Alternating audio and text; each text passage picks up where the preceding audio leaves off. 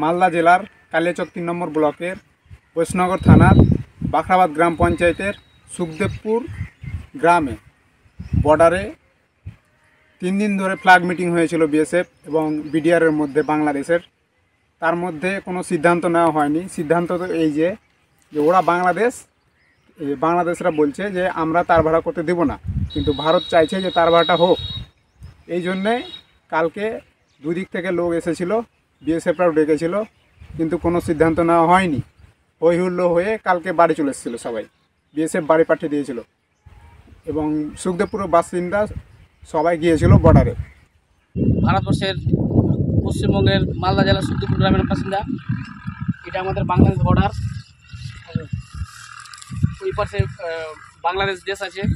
বাংলাদেশ দেশেরা আমাদের দেশে যে তারবন্দি করবে বা তারবাড়া করবে, সেই তারবাড়াটা করতে দিচ্ছে না। অনেক বাংলাদেশের ফৌজ ওরা বাধা দিচ্ছে। তাই আমরা ইন্ডিয়ার মানুষ, ভারতবর্ষের মানুষ চেষ্টা করছি, এটা আমরা চাই ওটা দিয়ে তারবাড়া হোক। এই জন্য আমরা চেষ্টা করব। লাগাতার যুদ্ধজিগিরের মধ্যেই সীমান্তে বাংলাদেশের উস্কানি। এবার কাঁটা তার দিতে বাধা দিল বাংলাদেশের সেনা। আপনাদেরকে জানিয়ে রাখি, বর্ডার আউটপোস্টকে বিএসএফ কে কাঁটা তার দিতে বাধা দিল বিজিবি। ভারতে জঙ্গি অনুপ্রবেশে কাঁটা তার দিতে বাধা দিল বাংলাদেশ।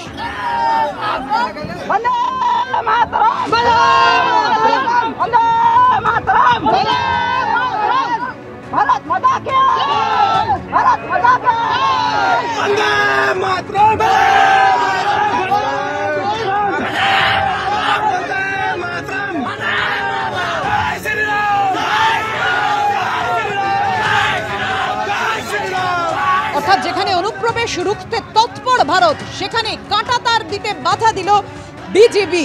কাঁটাতার দেওয়া নিয়ে বিএসএফ বিজেপির সংঘাত বেঁধে যায় সীমান্তের দুপ্রান্তে। স্লোগান শুনতে পাচ্ছেন আপনারা, সেই মুহূর্তের ছবি আপনাদের সামনে রেখেছি। সীমান্তের দুপারে স্থানীয়দের জমায়েত হয়, স্লোগান পাল্টা স্লোগান।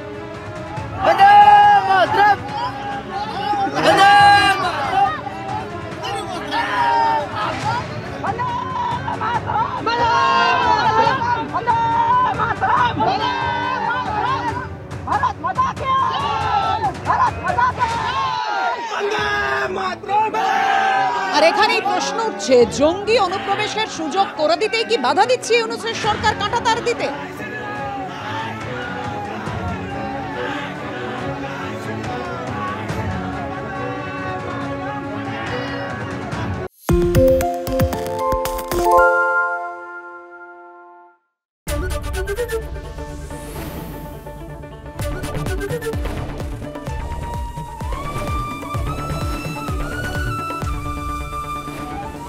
এবিপি আনন্দ, এগিয়ে থাকে, এগিয়ে রাখে।